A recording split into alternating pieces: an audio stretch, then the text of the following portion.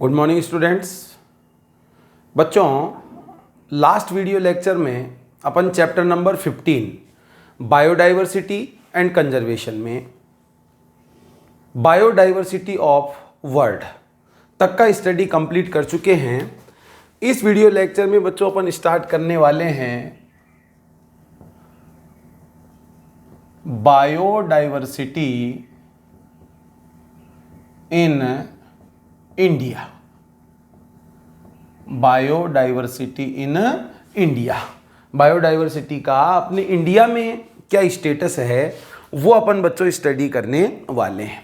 तो देखो, first of all अगर अपन देखें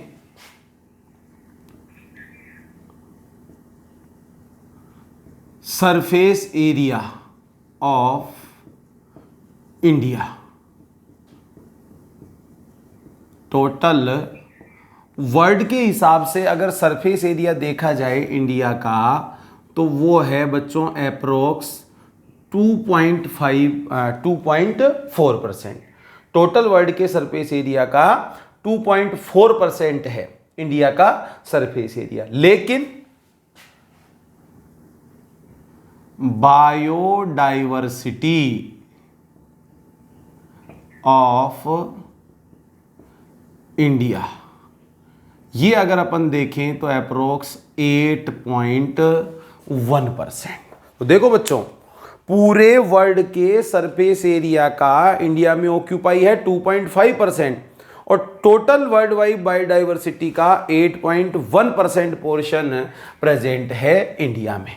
तो बच्चों, जो इंडिया है इस इंडिया को इंक्लूड किया गया है, included in top 12 countries of mega biodiversity. Mega biodiversity वाली जो टॉप 12 कंट्रीज हैं इनमें बच्चों अपना इंडिया भी इंक्लूड है। तो इंडिया की जो बायोडाइवर्सिटी है वो बच्चों बहुत ही ज्यादा रिच है। ठीक है, अब देखो, अगर अपन इंडिया की बात करते हैं अप्रोक्स 45,000 इंडिया में बच्चों क्या प्रेजेंट है, प्लांट स्पीशीज। 45,000 तो इंडिया में क्या प्रेजेंट है, प्लांट स्पीशीज। और लिटिल मोर टू ट्वाइस, इसके दुगने से थोड़ा ज्यादा इंडिया में बच्चों क्या प्रेजेंट है, एनिमल स्पीशीज। तो अपन ऐसा भी मान सकते हैं कि अप्रोक्स 45,000 प्लांट स्पीशीज और approx 1 lakh animal species India के अंदर डेस्क्राइब की जा चुकी है, उनका डिटेल लिखा जा चुका है। अब देखो बच्चों, ये तो चलो इंडिया की बात हो गई। अब अगर अपन ध्यान दें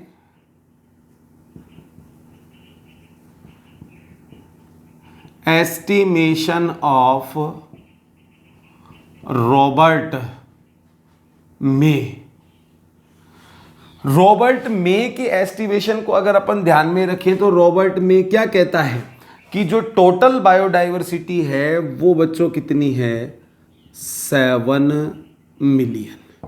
कितनी बताई गई है बच्चों, 7 मिलियन, 17 लाख। अब अकॉर्डिंग टू IUCN कितनी डिस्क्राइब की जा चुकी है, 1.7 to 1.8 मिलियन। तो अगर अपन रॉबर्ट मे के एस्टिमेशन को अप्लाई करते हैं कि भाई 7 मिलियन टोटल स्पीशीज प्रेजेंट है अर्थ पे, तो अब तक तो डिस्कवरी जो हुई है वो 1.7 to 1.8 की हुई है। It means approx 22%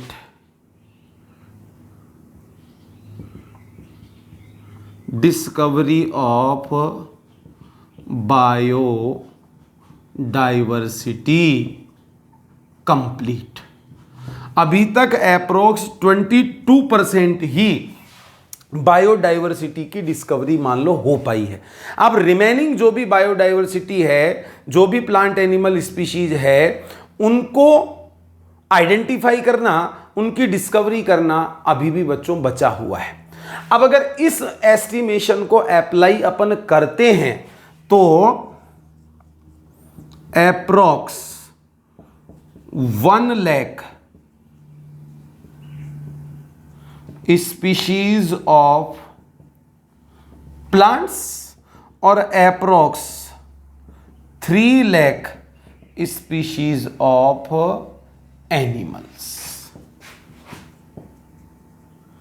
remaining discovery of species in India.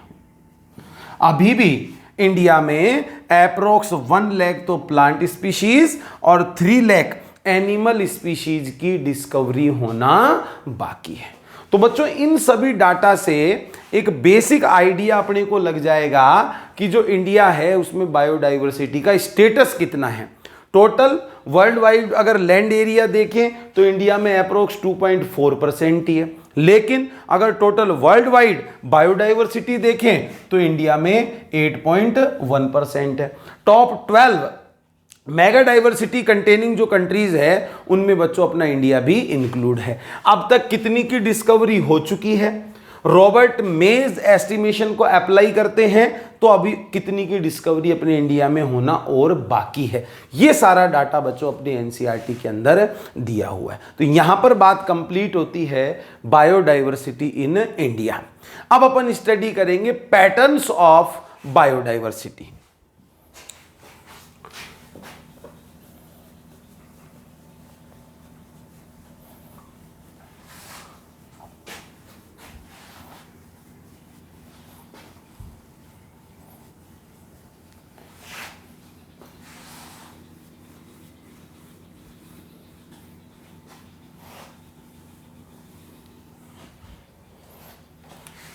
देखो बच्चों,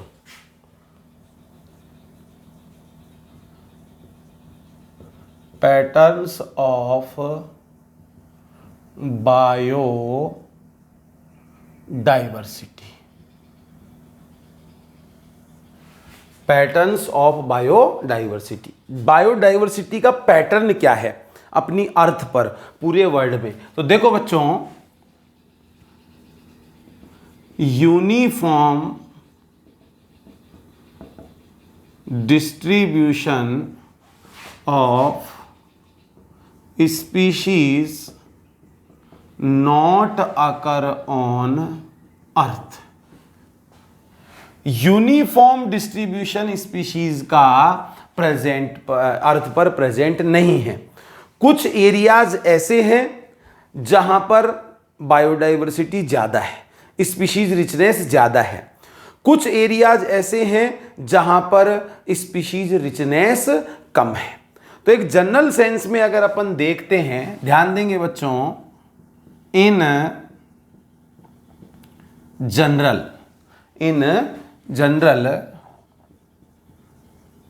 species diversity decreases from equator to poles. जब अपन इक्वेटर से पोल की ओर मूव करते हैं तो जनरली स्पीशीज डाइवर्सिटी बच्चों क्या होती है? डिक्रीज होती है, एक्सेप्ट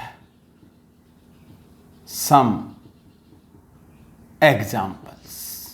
कुछ एग्जाम्पलों को छोड़कर एक जनरल सेंस में अपन क्या कह सकते हैं? देखो बच्चों, ऐसे इमेजिन कर लो, सपोज ये अपनी अर्थ है, पूरा का पूरा ग्लोब, ठीक है, 0 डिग्री लैटिट्यूड है। ये 0 डिग्री लैटिट्यूड ही क्या है बच्चों? इक्वेटर। 0 डिग्री लैटिट्यूड क्या है? इक्वेटर। अब देखो,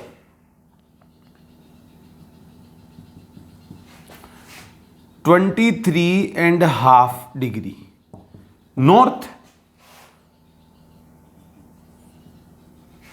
और 23.5 डिग्री साउथ।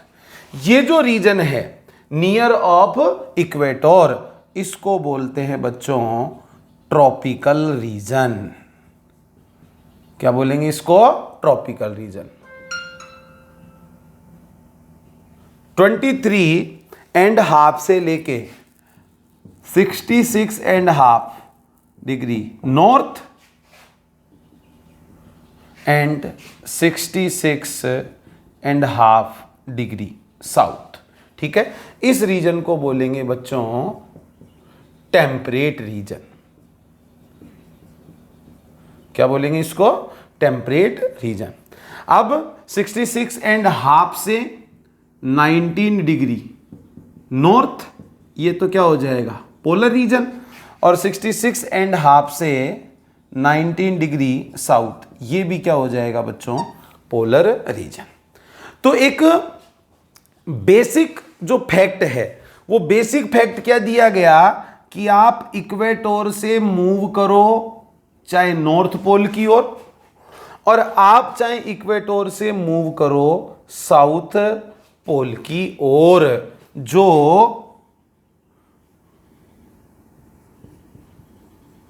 स्पीशीज डाइवर्सिटी है, वो स्पीशीज डाइवर्सिटी बच्चों क्या होगी? स्पीशीज डाइवर्सिटी ग्रेजुअली डिक्रीज हो जाएगी। तो मैक्सिमम डाइवर्सिटी कहां पर प्रेजेंट होती है बच्चों? ट्रॉपिकल रीजन में प्रेजेंट होती है। ट्रॉपिकल रीजन से पोल की ओर बढ़ने पर, चाहे नॉर्थ पोल की ओर मूव करो चाहे साउथ पोल की ओर मूव करो, स्पीशीज डाइवर्सिटी डिक्रीज होगी। अब अपनी बुक में आगे रीजन्स दिए गए हैं, regions for high biodiversity in tropical reason. वो सारे रीजन अपन आगे देखेंगे, लेकिन अभी अपन ने जो ये फैक्ट लिखा है कि साहब जनरली स्पीशीज डाइवर्सिटी डिक्रीज होती है इक्वेटर से पोल की ओर, इसको बच्चों अपन कुछ एग्जाम्पल से एक्सप्लेन कर सकते हैं। तो देखो, first of all example first, ये सारी चीजें अपन समझा रहे हैं बच्चों लैटिट्यूडिनल ग्रेडियंट। लेटिट्यूडिनल ग्रेडियंट, लेटिट्यूड के अकॉर्डिंग बायोडाइवर्सिटी के पैटर्न देखने को मिलते हैं। अब जैसे फर्स्ट एग्जांपल की अपन बात करें, देखो बच्चों फर्स्ट एग्जांपल में जैसे दिया हुआ है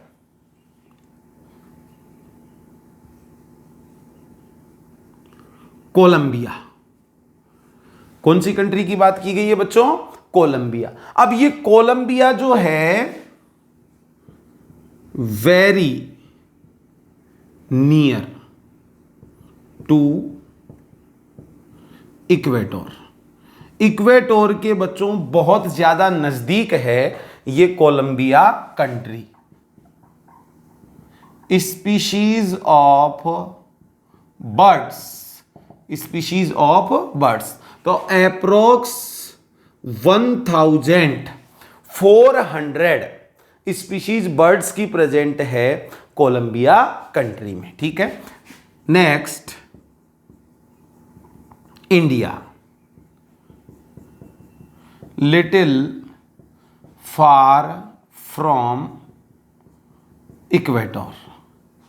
इक्वेटर से बच्चों थोड़ा सा दूर अपन मान सकते हैं इंडिया को, कोलंबिया की कंपेयर में इक्वेटर से थोड़ा दूर है। ऐसे मान लो जैसे इधर कोलंबिया है तो इंडिया थोड़ा सा दूर है इक्वेटर से, तो इंडिया में अप्रोक्स 1200 बर्ड्स स्पीशीज प्रेजेंट है इंडिया में। Next New York, 41 degree north, New York है ये अपन मान सकते हैं अप्रोक्स 41 डिग्री नॉर्थ, और यहां पर बच्चों बर्ड की स्पीशीज प्रेजेंट है 105 and next Greenland 71 degree north Greenland, और यहां पर बच्चों बर्ड्स की स्पीशीज प्रेजेंट है 56। तो ये अप्रोक्स यहां पर क्या मान लेते हैं, ये ग्रीनलैंड। तो कोलंबिया, इंडिया, न्यूयॉर्क और ग्रीनलैंड, ठीक है। तो किधर से किधर मूव कर रहे हैं, इक्वेटोर से पोल की ओर मूव कर रहे हैं। स्पीशीज डाइवर्सिटी ग्रेजुअली क्या हो रही है, डिक्रीज हो रही है। ये बर्ड्स की स्पीशीज के साथ में अपन इस चीज को एक्सप्लेन कर सकते हैं। ये पहला एग्जाम्पल बच्चों अपनी बुक में दिया हुआ है इस स्टेटमेंट को एक्सप्लेन करने के लिए। क्या, in general species diversity decreases from equator to poles. अब देखो बच्चों, हर किसी पर अप्लाई नहीं करें, जनरली ऐसा होगा सभी स्पीशीज पर अप्लाई हो, बिल्कुल भी जरूरी नहीं है। अब मान लो कुछ स्पीशीज ऐसी है जो पर्टिकुलरली इन पोलर रीजन में ही प्रेजेंट होती है, तो अपन ये नहीं कह देंगे कि भाई इक्वेटर से पोल की ओर जाने पर वो स्पीशीज डिक्रीज होती है। कुछ पर्टिकुलर स्पीशीज ऐसी है जो ट्रॉपिकल रीजन में ही प्रेजेंट होती है, आगे प्रेजेंट ही नहीं होती है। तो इसीलिए तो अपन ने लिखा है एक्सेप्ट सम एग्जाम्पल। कुछ एक एग्जाम्पल्स को अगर छोड़ दिया जाए तो जनरली स्पीशीज डाइवर्सिटी डिक्रीज होती है इक्वेटर से पोल्स की ओर। तो पहला एग्जाम्पल तो हो गया बच्चों ये। सेकंड एग्जाम्पल अब अपन देखते हैं।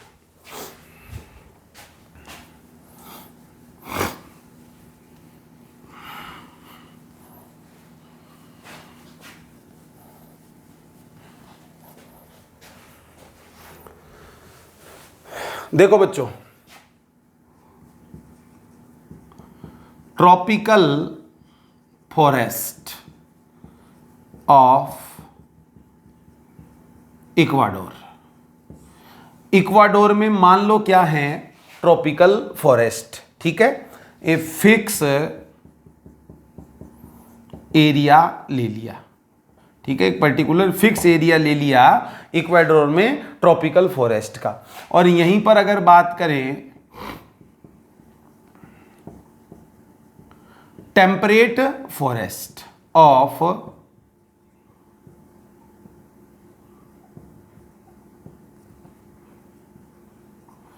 मिडवेस्ट ऑफ यूएसए,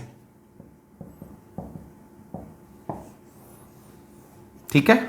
और इसका भी मान लो फिक्स एरिया ले लिया जाए, और दोनों ही एरिया बच्चों क्या है, सेम है। तो देखो मिडवेस्ट में, मिडवेस्ट ऑफ यूएसए में क्या प्रेजेंट है, टेम्परेट फॉरेस्ट, और माना इक्वाडोर की क्या है, tropical forest.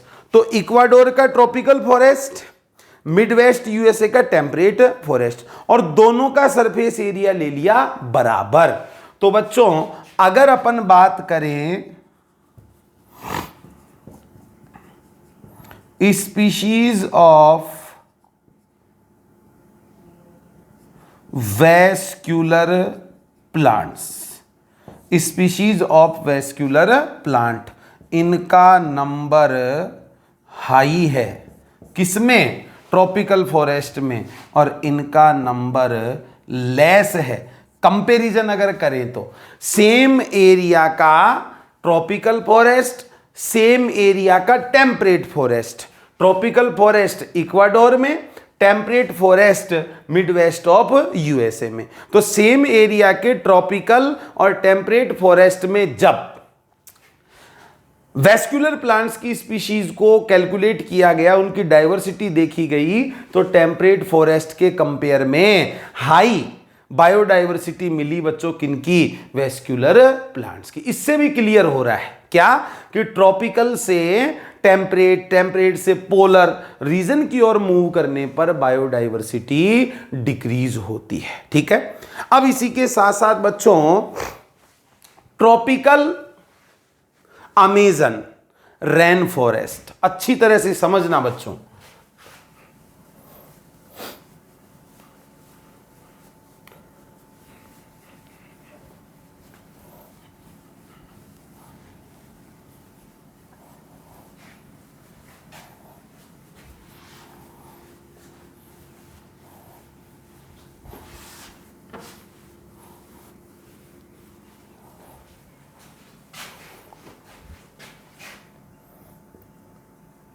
Tropical Amazon rain forest, tropical Amazon rain forest. अब देखो अमेज़न रेन फॉरेस्ट कौन से रीजन में है? ट्रॉपिकल रीजन में। Maximum biodiversity present on earth. Earth पर जो मैक्सिमम बायोडाइवर्सिटी प्रेजेंट है वो बच्चों कहां पर है? अमेज़न रेन फॉरेस्ट में। कौन से रीजन में? ट्रॉपिकल रीजन में। ठीक है, अब कितनी कितनी बायोडाइवर्सिटी है तो देखो बच्चों, टैक्सा या मान लो ग्रुप और number of species, number of species.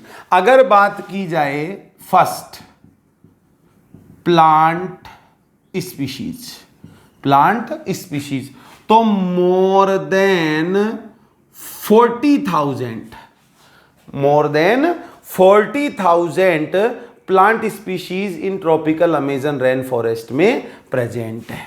Second, fishes species approx 3,000, birds species approx 1,300, fourth mammals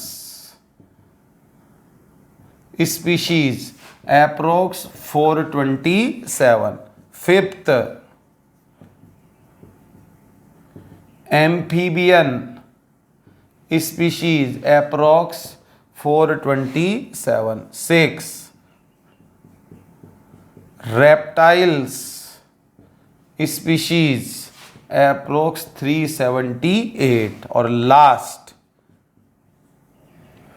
species of invertebrates, species of invertebrates more than 1,25,000। ठीक है, तो ये वेरियस टैक्सोनॉमिक ग्रुप्स की, या ऐसे मान लो बच्चों वेरियस टैक्सा की जो बायोडाइवर्सिटी है ट्रॉपिकल अमेज़न रेन फॉरेस्ट में वो बताई गई है।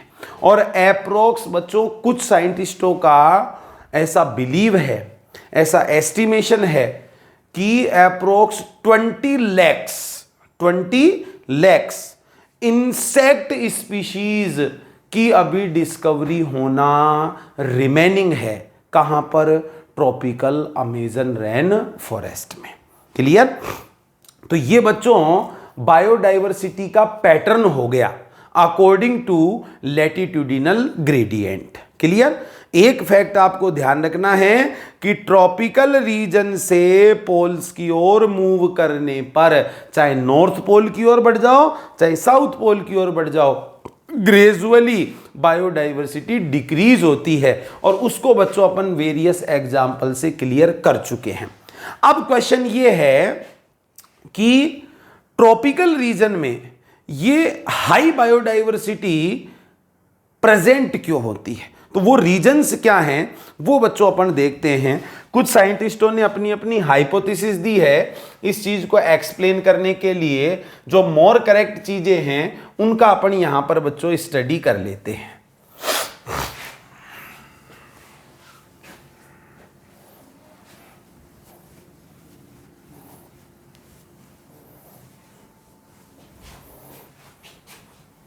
देखो बच्चों, reasons for high biodiversity of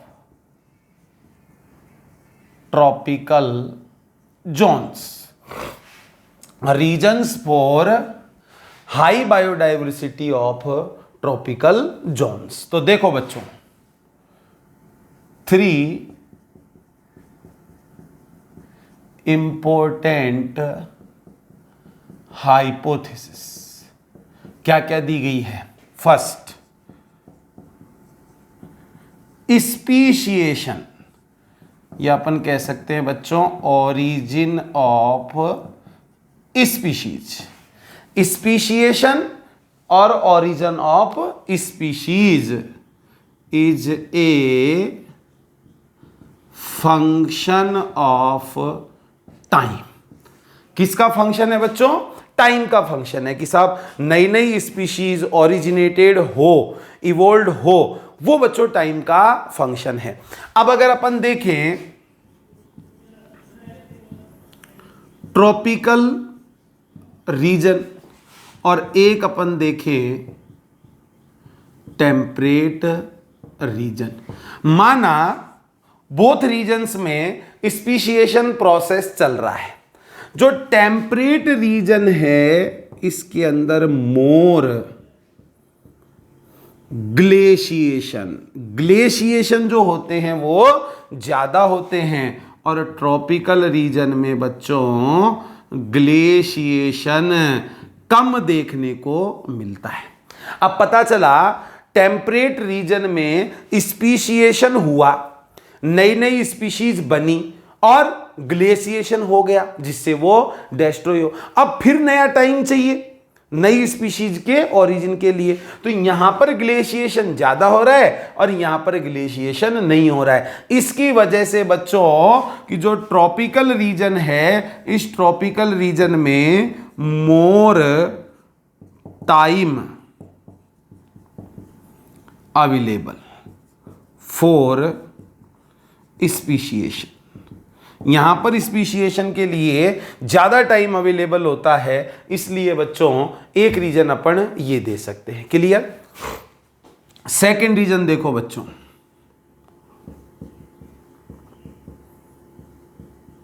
environment of tropical regions more stable, less seasonal changes. Environment more stable होता है, लेस सीजनल चेंजेज होते हैं और प्रिडिक्टेबल होता है। ट्रॉपिकल रीजन का एनवायरमेंट जनरली स्टेबल रहेगा, प्रिडिक्ट कर सकते हैं कि भाई थोड़े थोड़े टाइम के बाद क्या क्या चेंजेज होंगे। सीजनल जो चेंजेज होते हैं वो कम होते हैं, और ये सब होने की वजह से निके स्पेशलाइजेशन यहां पर ज्यादा देखने को मिलता है, जिसकी वजह से भी बच्चों ज्यादा स्पीशीज रिचनेस ट्रॉपिकल रीजन में प्रेजेंट होते हैं। थर्ड रीजन अपन क्या दे सकते हैं? More solar energy present in tropical region. भाई अभी जैसे मान लो पूरे ग्लोब की जैसे अपन बात करें, ये मान लो ग्लोब है, ये ट्रॉपिकल रीजन है, और ये जैसे मान लो सन, तो इसकी जो सन की रेडिएशन होगी, रेज होगी, वो बच्चों सीधी गिरेगी कहां पर? ट्रॉपिकल रीजन में। जैसे जैसे पोल की ओर बढ़ेंगे वैसे वैसे बच्चों ये सोलर रेज जो है, सोलर रेडिएशन जो है, ये तिरछी होती चली जाएगी। तो अपन क्या कह सकते हैं? मोर सोलर एनर्जी प्रेजेंट होती है ट्रॉपिकल रीजन में, इसलिए वहां पर प्रोडक्टिविटी ज्यादा होगी, ज्यादा प्लांट्स प्रेजेंट होंगे, उन पर डिपेंड ज्यादा कंज्यूमर्स वहां पर अवेलेबल होते हैं। तो ये बच्चों रीजन्स हो जाएंगे हाई बायोडाइवर्सिटी के, कि साहब ट्रॉपिकल रीजन में हाई बायोडाइवर्सिटी देखने को क्यों मिलती है। अब बच्चों एक इंपॉर्टेंट कंसेप्ट है स्पीशीज एरिया रिलेशनशिप, वो अपन और पढ़ते हैं। Species area relationship.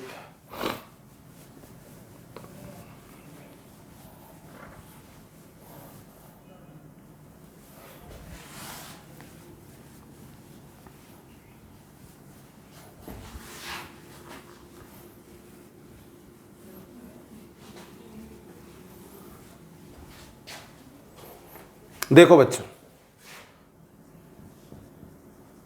Species area relationship, species area relationship. First of all, given bye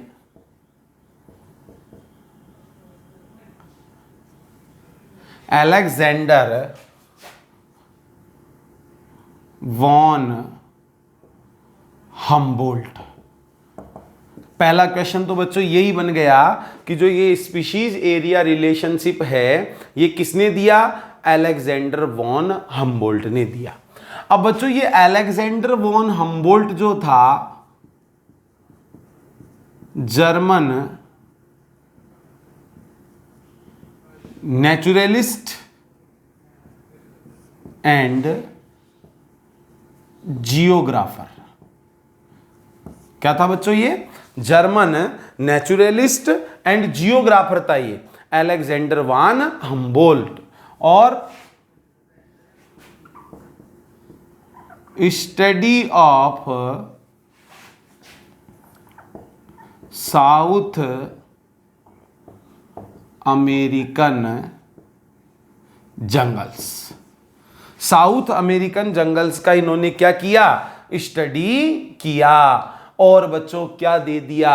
species area relationship. अब बच्चों है क्या स्पीशीज एरिया रिलेशनशिप? तो ध्यान देंगे बच्चे, in an area species richness become increases when increasing surface area up to a limit। तो ध्यान देंगे बच्चों, क्या कहता है ये surface area relationship? In a area species richness increases when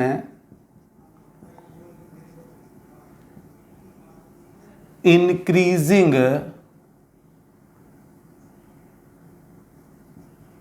area up to a limit। एक एरिया जिसकी स्पीशीज रिचनेस क्या होती है? इंक्रीज होती है। कब? जब एरिया इंक्रीज करते हैं, लेकिन एक लिमिट तक। तो सिंपल सी बात है बच्चों, माना एक छोटा ज्योग्राफिकल रीजन है, उसकी स्पीशीज रिचनेस अगर एरिया को बढ़ाया जाएगा तो स्पीशीज रिचनेस भी इंक्रीज होगी, लेकिन एक लिमिट तक। ठीक है, तो इस टाइप का एक रिलेशनशिप दिया गया अलेक्जेंडर वॉन हम्बोल्ट। तो question number first, species area relationship किसने दिया? अलेक्जेंडर वॉन हम्बोल्ट ने। अपना स्टडी कहां पर किया? साउथ अमेरिकन जंगल्स में। कौन था अलेक्जेंडर वॉन हम्बोल्ट? ये जर्मन नेचुरलिस्ट और जियोग्राफर था। और क्या रिलेशनशिप इसने दिया? In a area species richness increases when surface area, when increasing surface area but up to a limit, केवल एक लिमिट तक ही। अब बच्चों ये जो स्पीशीज एरिया रिलेशनशिप है इसके लिए अपनी बुक के अंदर ग्राफ भी दिया हुआ है, इक्वेशन भी दी हुई है, और वो किन चीज़ों को एक्सप्लेन करता है इनको अपन और समझ लेते हैं। तो आओ बच्चों अपन अब स्पीशीज एरिया रिलेशनशिप का ग्राफ स्टडी करते हैं। देखो बच्चों, स्पीशीज एरिया रिलेशनशिप किसने दिया? अलेक्जेंडर वॉन हम्बोल्ट ने। और क्या बात बताई गई कि साहब सरफेस एरिया इंक्रीज होगा तो स्पीशीज रिचनेस भी इंक्रीज होगी। अब देखो बच्चों, जो ग्राफ बनाया गया है, ग्राफ वाई एक्सिस पर एरिया, एक्स एक्सिस पर स्पीशीज रिचनेस। ठीक है, अब देखो बच्चों ध्यान देना अच्छी तरह से, relation between species richness and area. किन किन के बीच का relation? Species richness and area for a wide variety of taxa. इससे कोई फर्क नहीं पड़ता है कि साहब आप टैक्सा कौन सा काम में ले रहे हो, प्लांट, एनिमल, बर्ड्स, मैमल, कुछ भी हो सकते हैं। For a wide variety of taxa, अलग अलग वेराइटी के टैक्सा के लिए जो स्पीशीज रिचनेस और एरिया के बीच का रिलेशन है वो बच्चों कैसा आता है, रेक्ट एंगुलर हाइपरबोला। कैसा आता है ये, रेक्ट एंगुलर हाइपरबोला। जब सरफेस एरिया और वेरियस टैक्सा की स्पीशीज के बीच में रिलेशनशिप देखा जाता है तो रेक्ट एंगुलर हाइपरबोला टाइप का रिलेशनशिप आता है। Clear? Relationship is a straight line. वही किस किस के बीच में देखना है, स्पीशीज रिचनेस और एरिया के बीच का जो रिलेशनशिप है वो बच्चों कैसा आएगा, straight line on A logarithmic scale. ये इस पर ध्यान दो बच्चों, जब लॉगरिदमिक स्केल पर स्पीशीज रिचनेस और एरिया का रिलेशनशिप देखेंगे तो बच्चों ये कैसा आएगा, स्ट्रेट लाइन। तो दोनों बातें अच्छी तरह से ध्यान रखनी है। आपसे पूछा जाए relationship between species richness and area, कैसा भी टैक्सा यूज ले लो, रेक्टेंगुलर हाइपरबोला टाइप का रिलेशनशिप या ग्राफ बनेगा। अगर लॉगरिदमिक स्केल की अपन बात करेंगे तो बच्चों रिलेशनशिप आएगा एक स्ट्रेट लाइन की फॉर्म में। क्लियर? ये तो बात हो गई ग्राफ की। अब देखो जो रेक्टेंगुलर हाइपरबोला टाइप का रिलेशनशिप बन रहा है उसके लिए बच्चों इक्वेशन दी गई है S is equal to CAZ, S is equal to CAZ। और लॉगरिदमिक स्केल के लिए इक्वेशन दी हुई है log S is equal to log C plus Z log A। log S is equal to log C plus Z log A। अब यहां पर क्या क्या चीजें हैं देखो, where is S is equal to species richness. S क्या है बच्चों, स्पीशीज रिचनेस। ए क्या है यहां पर, area. Z slope of the line, Z यहां पर बच्चों लाइन का क्या है, ये स्लोप है, ढलान है। ठीक है भाई, सिचुएशन क्या है, अभी जैसे मान लो एरिया बढ़ रहा है, स्पीशीज की रिचनेस भी बढ़ रही है, तो स्टीपनेस कम है कि ज्यादा। एक तो अपन ऐसी लाइन की बात करें तो ढलान कम है, स्टीपनेस कम है। एक यूं अपन बात करें तो ढलान क्या है, ज्यादा है। तो बच्चों Z क्या है, slope of the line, regression coefficient है ये Z। और C is equal to y minus intercept, C is equal to y minus intercept. ठीक है, ये तो बात हो गई ग्राफ कैसे कैसे बनेंगे और उनकी इक्वेशन कैसी है। अब इंपॉर्टेंट चीज है बच्चों समझने वाली, वो आप ध्यान से समझेंगे। Z, ये Z slope of line indicates that species richness decreases with the decreasing in area। अगर एरिया डिक्रीज होगा तो बच्चों Z की वैल्यू भी क्या होगी, डिक्रीज होगी। मतलब जो स्लोप ऑफ द लाइन है, लाइन का जो स्लोप है वो घटता चला जाएगा। कब, जब एरिया क्या होगा, डिक्रीज हो। तो साफ साफ लिखा है Z की वैल्यू क्या इंडिकेट करती है कि स्पीशीज रिचनेस डिक्रीज होगी। कब, जब एरिया को डिक्रीज किया जाएगा। क्लियर है? अब जैसे देखो बच्चों, जो Z है उसकी जो वैल्यू होती है उसकी रेंज बताई गई है अप्रोक्स 0.1 से लेकर 0.2। Slope of the line, value of Z, value of regression coefficient, normal जो रेंज है वो है फ्रॉम 0.1 टू 0.2।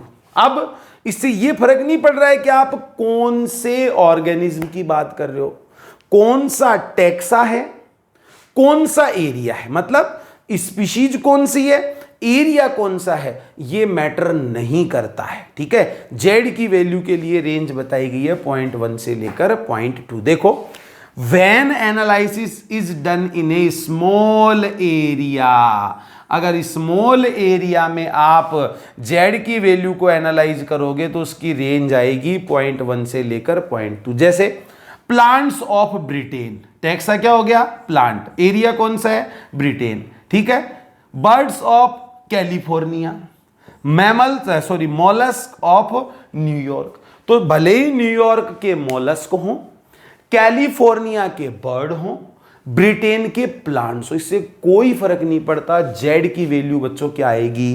0.1 से 0.2। तो अगर एरिया कम है तो स्पीशीज रिचनेस भी कम होगी। अब देखो, relationship analyse in very large area, अगर बड़े एरिया में रिलेशनशिप को एनालाइज किया जाए स्पीशीज रिचनेस और एरिया का, लाइक ए एंटायर कॉन्टिनेंट, मान लो कि पूरा का पूरा क्या है? कॉन्टिनेंट ही है, तो slope of the line much steep, जो लाइन का स्लोप होगा वो मच स्टीप, ज्यादा खड़ा।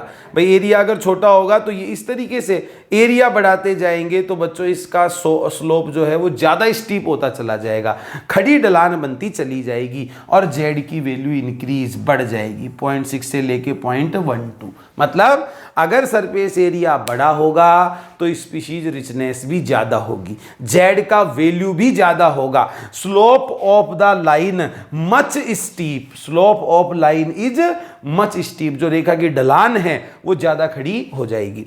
जैसे एग्जांपल देखो, फ्रूट ईटिंग बर्ड्स हैं और मैमल्स है, कहां पर? In the tropical forest of different continents, अलग अलग कॉन्टिनेंट के ट्रॉपिकल फॉरेस्ट में किसकी बात की जा रही है?